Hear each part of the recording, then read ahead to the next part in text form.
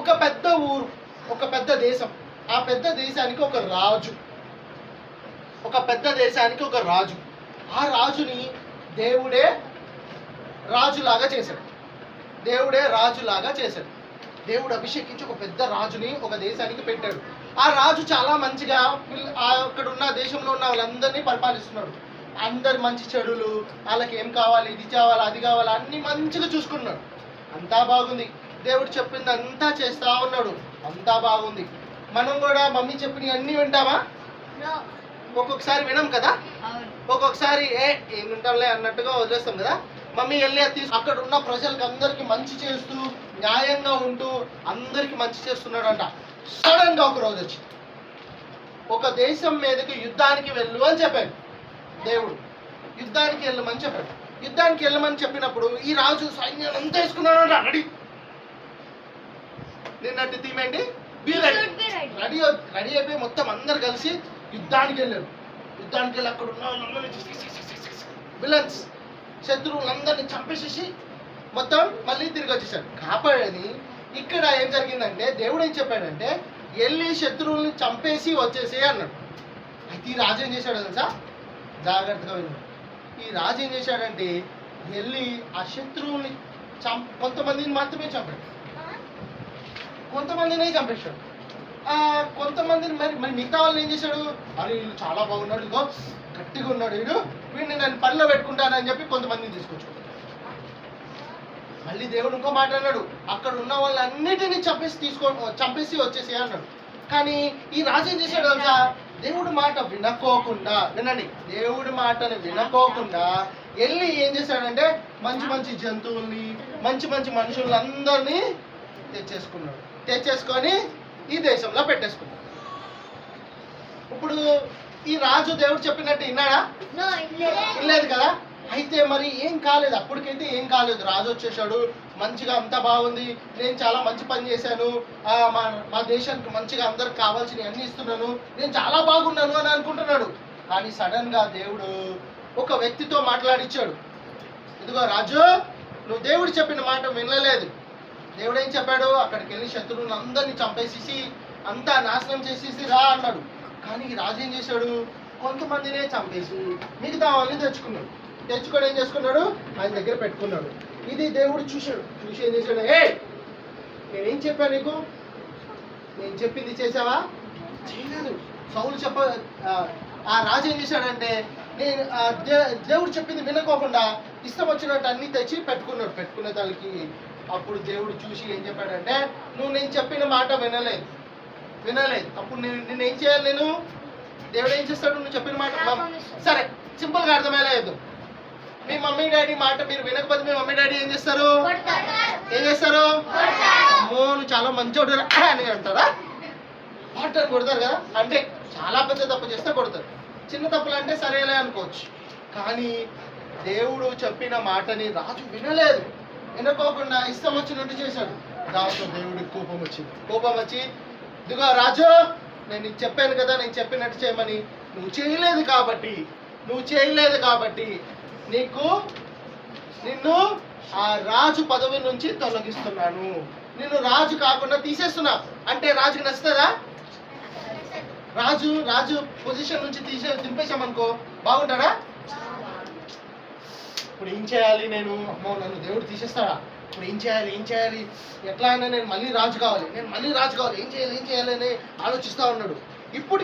అప్పటికే ఏం చేశాడంటే దేవుడు ఏం చేశాడంటే ఆ ఊర్లో ఉన్న ఒక చిన్న అబ్బాయి చాలా మంచోడు, దేవుడు చెప్పిన మాటనే వింటున్నాడు, ఎప్పుడు వింటున్నాడు, ప్రతి విషయంలో వింటున్నాడు, నడిచేటప్పుడు వింటున్నాడు, ప్రార్థన చేసుకుంటున్నాడు, రోజు దేవుడికి బైబిల్ చదువుకుంటూ ప్రార్థన చేసుకుంటూ దేవుడికి దగ్గరగా దేవుడు చెప్పిన ప్రతిదీ వింటున్నాడు. చిన్న అబ్బాయి రాజు అవుతాడా? కాదు కదా. కానీ చిన్న అబ్బాయి ఉన్నాడు. అయితే ఇక్కడ ఒక వ్యక్తికి దేవుడు చెప్పాడు, ఇదిగో పలానా ఊర్లో పలానా చోట ఒక చిన్న అబ్బాయి ఉన్నాడు. ఆ అబ్బాయి ఏం చేస్తున్నాడంటే నా మాట వింటున్నాడు, నేను చెప్పేదంతా వింటున్నాడు, జాగ్రత్తగా వింటున్నాడు, నేను చెప్పింది ప్రతిదీ చేస్తున్నాడు. కాబట్టి నేనేం చేయాలనుకున్నానంటే నెక్స్ట్ రాజుని ఈ అబ్బాయినే చేయాలనుకున్నాను అన్నాడు. చిన్న అబ్బాయి కదా, రాజు అవుతాడా? కాదు కదా. తలుచుకుంటే చేస్తాడు తెలుసా.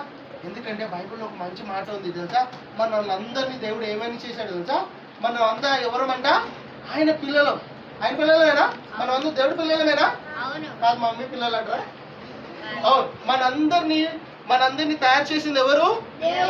ఆ దేవుడు పెద్ద రాజు కదా, చాలా పెద్ద రాజు, ఈ ప్రపంచానికి పెద్ద రాజు. ఆ రాజు పిల్లలు మనమేమవుతాం? మనమైతాం రాజు పిల్లలు. ఎప్పుడు మనం దేవుడి మాట వింటా ఉంటేనే. అయితే ఈ చిన్న అబ్బాయి దేవుడి మాట వింటున్నాడు, రోజు వింటున్నాడు, రోజు దేవుడితో మాట్లాడుతున్నాడు. ప్రభా ఓకే, సరే నేను ఇట్లా వెళ్ళాలా, ఓకే ఇట్లా నడుస్తాను, ఓకే నేను ఈరోజు చర్చికి వెళ్ళాలా, ఓకే సార్ చర్చికి వెళ్తాను, ఏ టైంకి వెళ్ళాలి, ఓకే ప్రభా ఈ టైంకి వెళ్తాను. అన్ని టైంకి దేవుడు చెప్పినట్టు చేశాడు. నువ్వు ఎప్పుడైనా చేసావా? చేసావా? అన్ని పనులు చేసావా? మీ మమ్మీ డాడీ చెప్పే ప్రతి మాట విన్నావా? మిస్ అయ్యే ఉంటావు. ఎక్కడో చాట ఒక్కసారైనా మిస్ అవుతాం కదా. చెప్పిన మాట వినుకోకుండా ఉంటాం కదా ఒక్కసారైనా కదా, వినాం కదా, మనుషులం కదా, చాలాసార్లు విన్నాం మనం. కానీ ఈ అబ్బాయి చాలా మంచిగా దేవుడు చెప్పింది ప్రతిదీ వింటున్నాడట. వింటా ఉండగా ఒక రోజు ఏమైందంటే మళ్ళీ ఇంకోసారి పెద్ద యుద్ధం వచ్చింది. ఈ దేశం మీదకి వేరే దేశం వాళ్ళు పెద్ద పెద్దోళ్ళు వచ్చారు. చంపేసా కస్ నరికిస్తున్నారు, అందరిని చంపేస్తున్నారు, అందరిని ఎవరు దొరికితే వాళ్ళని విసిరిస్తున్నారు. వాళ్ళు పెద్దగా ఉన్నారు. వాళ్ళు ఎంత పెద్దగా ఉన్నారంటే వాళ్ళు ముందు అందరూ ఈ దేశం ప్రజలందరూ చిన్న కనిపిస్తున్నారు. ఏం చేయాలి అర్థం కావట్లే, అందరు భయపడిపోతున్నారు. ఏం చేయాలి అని అందరు భయపడిపోతుండే. ఈ రాజు ఉన్నాడా, ఈ రాజు కూడా భయపడిపోతున్నాడు.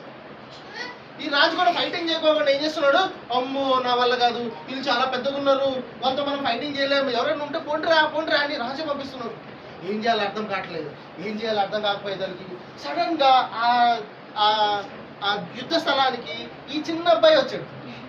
ఎవరు వచ్చాడు? చిన్న అబ్బాయి వచ్చాడు.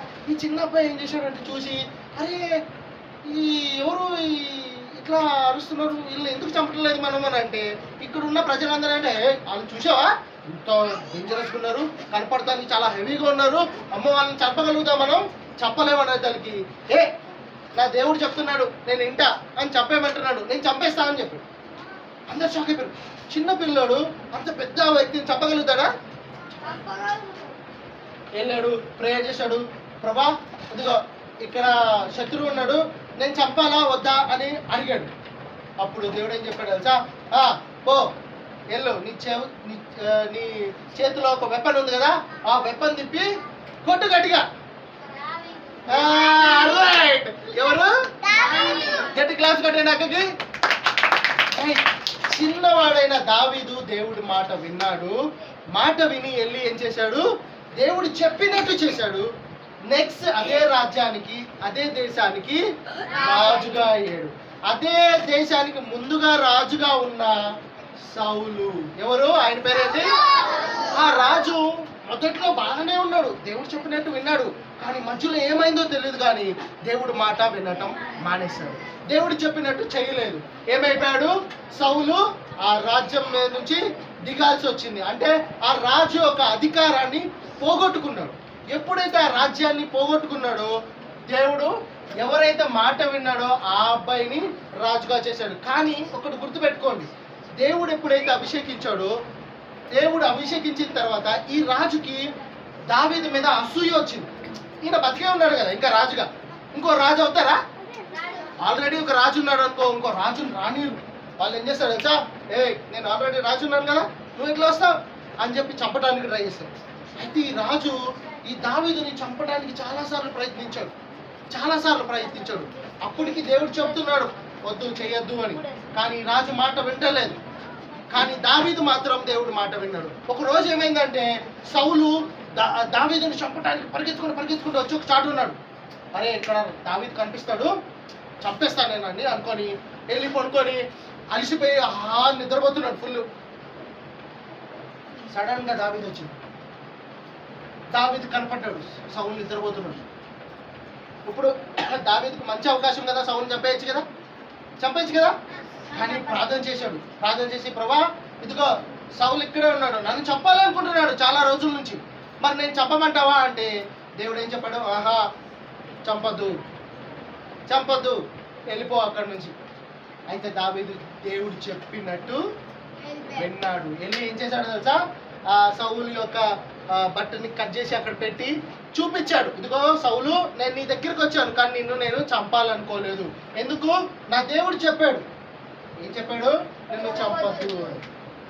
ఇప్పుడు ఎవరు మాట విన్నారు, ఎవరు మాట వినలేదు? మాట విన్నందుకు ఎవరు రాజయ్యారు? మాట విననందుకు ఎవరు రాజ్యం దిగిపోయారు? మీరు సౌలు లాగుంటారా, దావీదు లాగుంటారా? దావీదు మాట విన్నాడా? మంచిగా విన్నాడా? ఇది విన్నాడా? రెడీగా ఉన్నాడా? రెడీగా ఉన్నాడు. కాబట్టి దేవుడు మాట విన్నాడు. ఆయన దేవుడు చెప్పినట్టు మాట వినడం చాలా ఇంపార్టెంట్. ఇప్పుడు మమ్మీ చెప్తుంది, నాన్న వెళ్ళి షాప్కి వెళ్ళేదని తీసుకొని రా, తీసుకొస్తారా? ఏ ఒక మమ్మీ పొద్దాగా నాకు చెప్తాం. ఇదిగో చెల్లికి చెప్పు, ఇదిగో అక్క చెప్పు, ఇదిగో తమ్ముడు చెప్పు, నాకే చెప్తావా నువ్వు ఎప్పుడు చూసినా? కొంతమంది ఇట్లా ఉంటారు, అవునా? ఒక్కొక్కసారి టీచర్ కొన్ని పనులు చెప్తుంది, చేయండి అమ్మా చేయండి అమ్మా అంటే టీచర్ నాకు రాదు అని తప్పించుకుంటాం కదా. సో మన జీవితంలో మనం కూడా చాలాసార్లు మాట వినుకోకుండా ఉంటాం. If you don't listen to the commandments you will lose. నువ్వు పోగొట్టుకుంటావు చాలా ఆశీర్వాదాలు, చాలా విషయాల్ని పోగొట్టుకుంటావు. ఇప్పుడు ఇక్కడ ఇందాక అన్న చెప్పాడు కదా, ఎవరు వాక్యం చెప్తారు, చెప్పగలిగే వాళ్ళకి అవకాశం వస్తుంది. వాళ్ళు విని వచ్చారనుకో, వాళ్ళకి చాక్లెట్స్ వస్తాయి, గిఫ్ట్స్ వస్తాయి, ఏదైనా రావచ్చు. కానీ కొంతమంది కూర్చుంటారు, నేను నాకు అవసరం లేదు, నేను ఏదో వచ్చాను కూర్చున్నాను చూస్తాను పోతాను అన్నట్టున్నాం అనుకో, నువ్వు దేవుడి మాట వింటున్నావా? సో మనమందరం వినే వాళ్ళలాగుందామా, వినుకోకుండా ఉండే వాళ్ళలాగుందామా? ఎంతమంది దేవుడి మాట వింటారు? Will you obey the commandments of God? Say yes. ఎంతమంది ఒబే చేయాలనుకుంటున్నారు? ఎంతమంది రెడీగా ఉన్నారు? ఎవరి కోసం? Are you the soldier of God? Are you ready for God? Will you listen the commandments of God? చలో మరి ఒక్కసారి అలాగనే మోకరించుదామా, ఒక చిన్న ప్రార్థన చేసుకుందాం. Let's be ready and let's hear the commandment of God. నేను ఇష్టంతో చేస్తాను ప్రభా అని నువ్వు నిర్ణయం తీసుకోవాలి. నేను నీ కోసం ప్రభా, నేను రెడీగా ఉంటాను ప్రభా, నేను నీ కోసం ప్రభా, నీ మాటలు నీ కమాండ్మెంట్స్ వింటాను ప్రభా, నీ సోల్జర్ లాగా ఉంటాను ప్రభా అని ఒక డిసిషన్ తీసుకుందాం మనం. Let's be that mighty heroes of God. Let's be that mighty heroes of God. కళ్ళు మూసుకొని, అంతే కళ్ళు మూసుకొని ప్రార్థన చేద్దాం. ఒక చిన్న ప్రార్థన చేసి లెట్స్ టేక్ అ కన్ఫర్మేషన్, ఒక ఓత్ లాగా, ఒక ప్రామిస్ లాగా తీసుకుందాం దేవుడి దగ్గర. ప్రభా, నేను చేసిన తప్పులు క్షమించు. ఇప్పుడు నుంచి నేను నీ మైటీ హీరోగా ఉండాలంటే నేను నీ కోసం రెడీగా ఉంటున్నాను ప్రభా. నేను నీ కోసం రెడీగా ఉంటాను ప్రభా.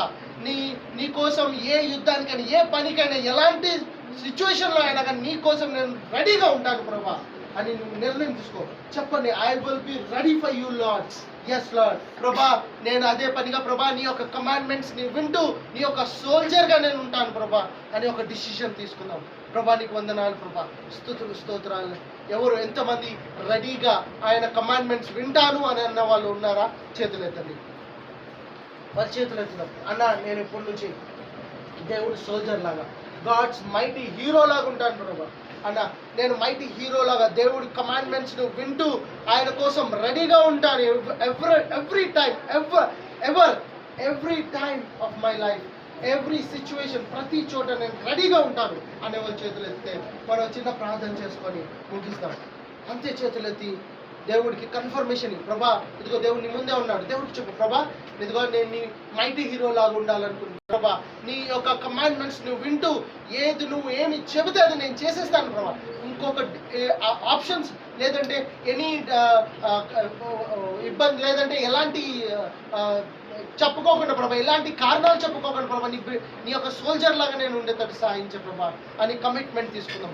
కళ్ళు మూసుకొని ఉందాం. ప్రభా నీకు వందనాలు, స్తోత్రాలు. ప్రభా, చేతులు ఎత్తిన ప్రతి బిడ్డని చేతులు కప్పు చెప్తున్నాను.